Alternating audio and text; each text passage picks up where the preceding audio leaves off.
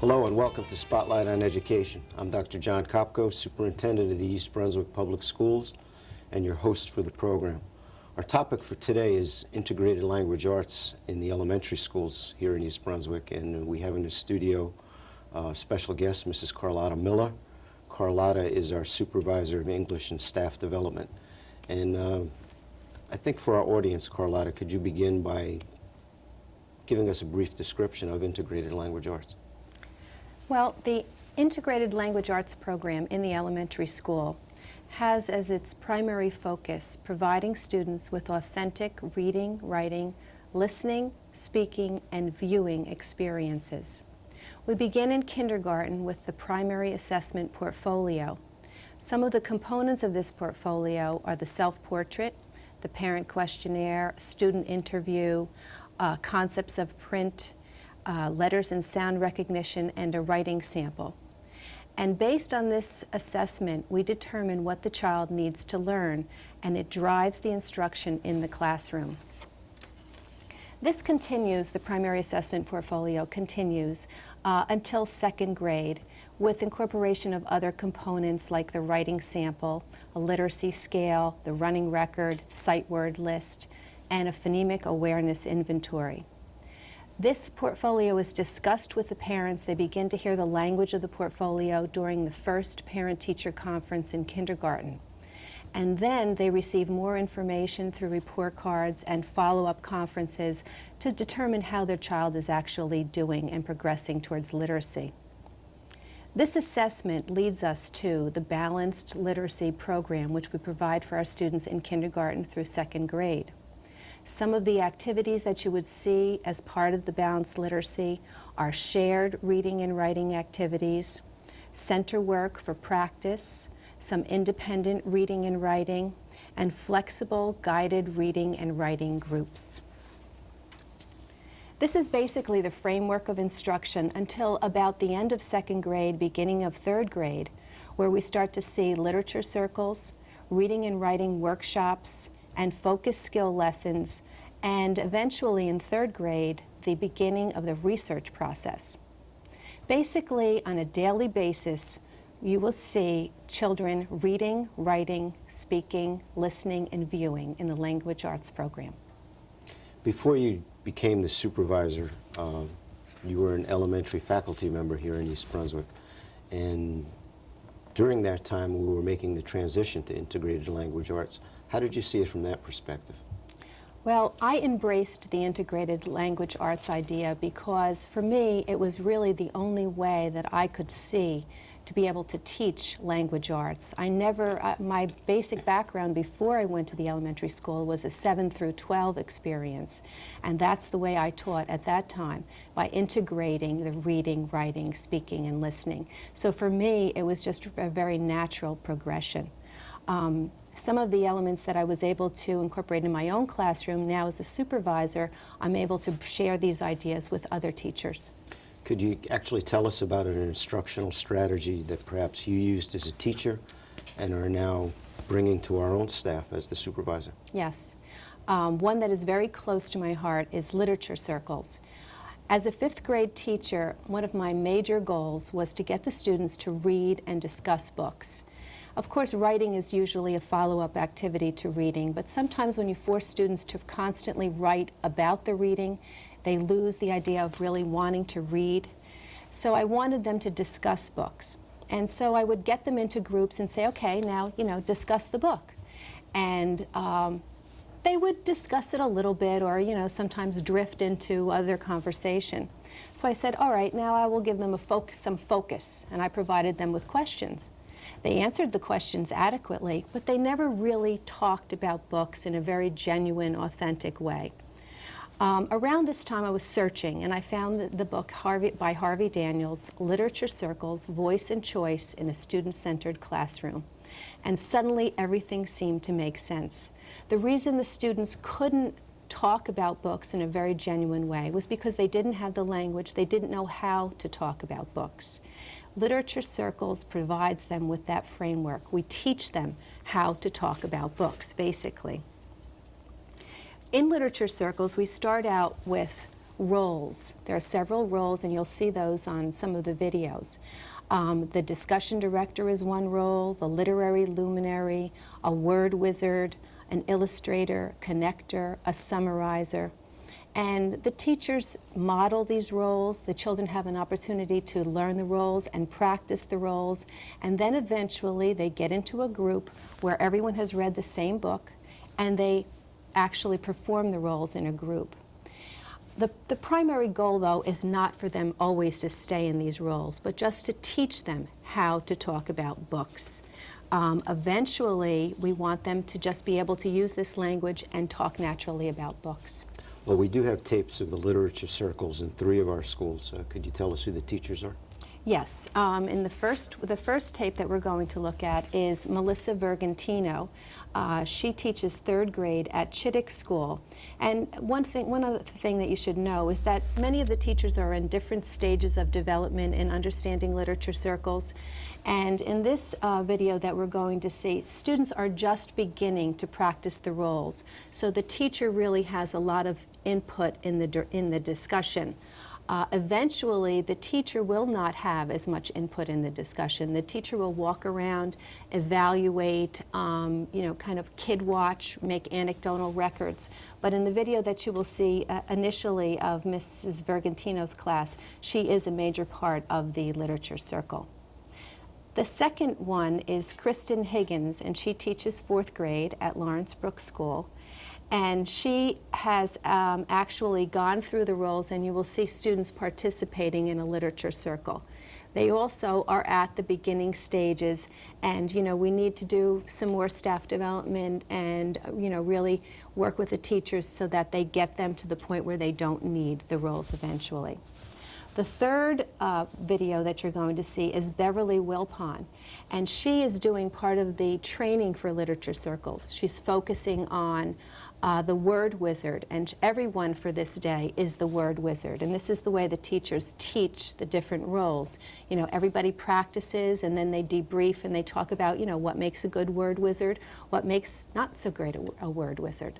So, and she is at Irwin School, Beverly Wilpon. Okay, we're going to look at those tapes now. Okay.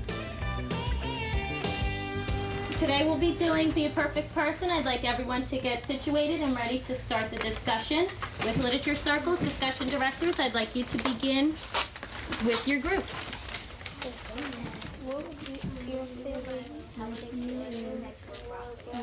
What do you think would happen if Milo's mom sees the book? Michael, I think his mother would take it and ask him where you got it from, and then probably rip the pages out. Okay. Christina? I think that Milo's mom will scream, and she'll take it back to the library when What do you think, Brian? I think his mother will faint and then just throw the book away. Why do you think she might throw the book away? Don't you think she'd like it if her son was perfect? Yeah, only for the broccoli. Because remember in the book it said she wants him to wear the broccoli more, so it could be it could be nicer. Okay, that's true, because he suddenly had table manners, didn't he? Yeah. Okay. Judy? I think his mother will freak out, and she will do something with the book, and she might rip some pages out, and she might know the pages that he read. We hope she doesn't rip the pages out, though, even if she doesn't agree with the book. What do you think people will say if you wore a broccoli stalk? And we got to experience wearing the broccoli stalk. What happened? What were some of your reactions? What are you doing? And how did you respond? Did you make an excuse? I just told her what it was for and everything. And was your mom okay with that? Yeah. Did she hope that you would become more perfect? Yeah. Really? Okay. What do you think, Christina?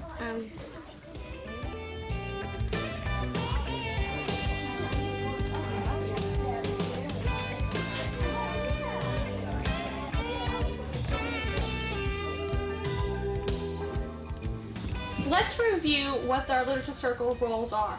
Who can tell me one role that we're using right now and what that person's job is?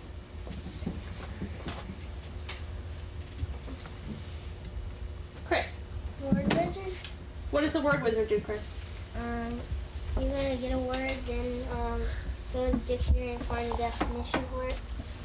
Okay, when you go to your group, what should you do with that role? Talk it over with them. Very good. What's another role we're using? Sharon. Illustrator. What does the illustrator do? Draw a picture of the book. And when you get to your group, what are you going to do with that role? Show it to your group and then ask them what they think it is. Very nice. Another one. Krish. Discussion director. And what does the discussion director do? They write down questions that they think is interesting, and they ask them to the group and see what they think about it. Anybody else have one? Patrick. The connector. Good. What does a connector do? That's a fun role. The connector connects something with the story and something in real life. Right. Good. Very nice. Have another one for Chara? I'm sorry, Fareed. Summarizer. What do they do? They have to write a part that they liked in the book, and they have to write it down.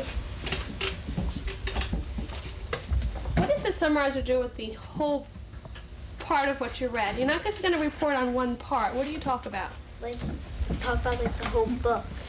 The whole section that you've read? Good. With your groups, please stand up, push in your chairs, and go with your groups and begin your roles. Who's your favorite character? Why do you like him? My favorite character is Fudge because he's young and he's funny. You? Same thing as him. You? Same thing. Okay. What's your favorite part in the book? Explain why. My favorite part was when Fudge jumped off the jungle gym because then he looked like a first grader when his teeth got knocked out. Okay. Erica, you? My favorite part was when Jenny T pulled on the floor. Sonia? Same as Carolina. When he cut his hair. The same part as me. When he cut his hair and dropped it into the turtle's tank. Okay. Next you. Connector. Sheila Tubman, Peter Hatcher, and James Fargo are doing a project on cities, and we are doing something similar in social studies. We are in group 1, and we are learning about rivers. Okay. Carolina? Word words. Page 40, paragraph 1. Any other word wizard? Page 40. Where's your book?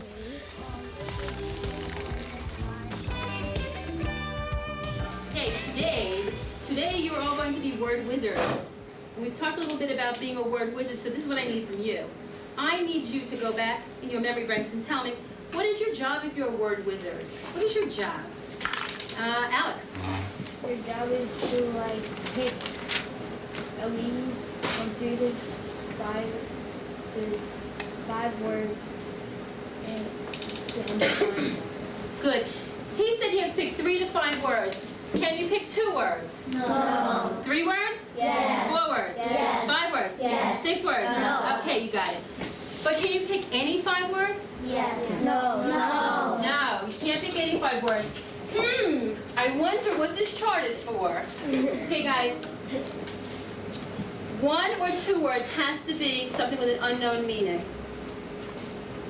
1 or 2 words have to be vivid words.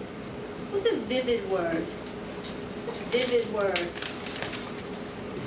I got like one side of the room knows and one side of the room has to think, huh? Okay, what's a vivid word? Pierre. Like a word that has a lot of meaning to it, or interesting, maybe. Good for you. Can somebody help Pierre and help describe another vivid word?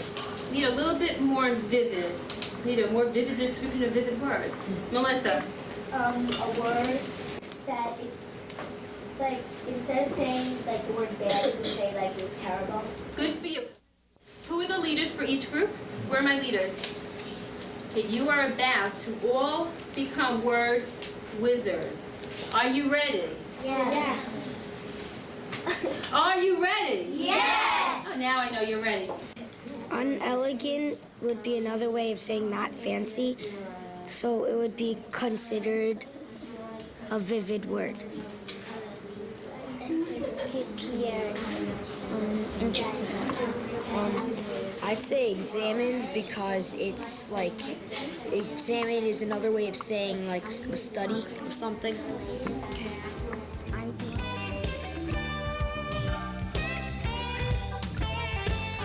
It's very interesting to see children in 3 different grade levels involved in the same type of project. And I understand we also have tape of some first graders both at Frost and Warnsdorfer School. Could you tell us something about those activities and also the teachers that will be involved? Yes.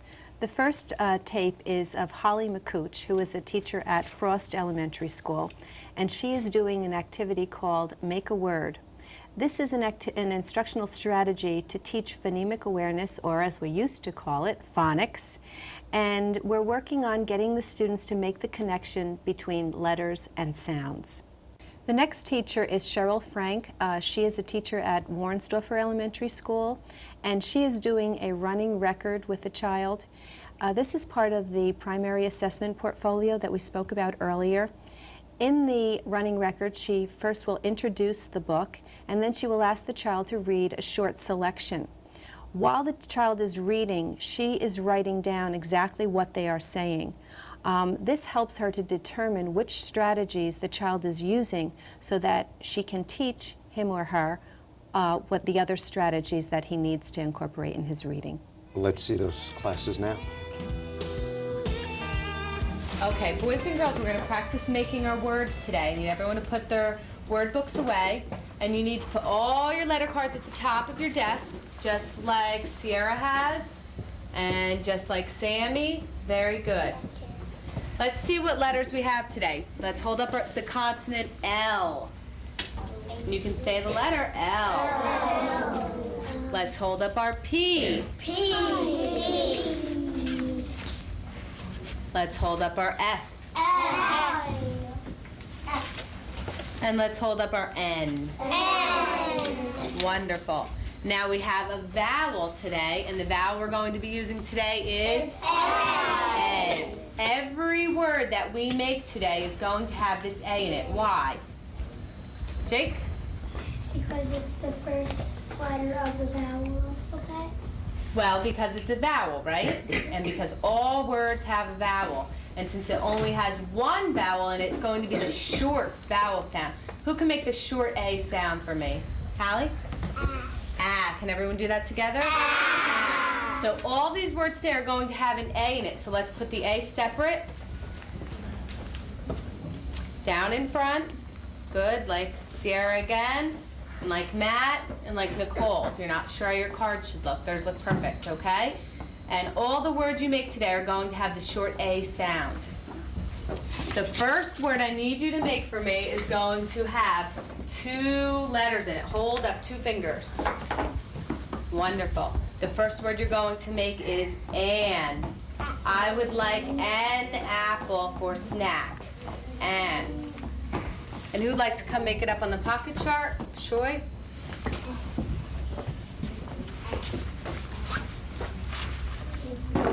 Perfect. Make sure that's the word you made in front of you. And, A-N. The next word you're going to keep an because you're going to make pan. Make sure you're saying the word after me. Pan. Don't touch the pan, it might be hot. Who would like to come make pan up here? Jonathan. And make sure you're listening to the word.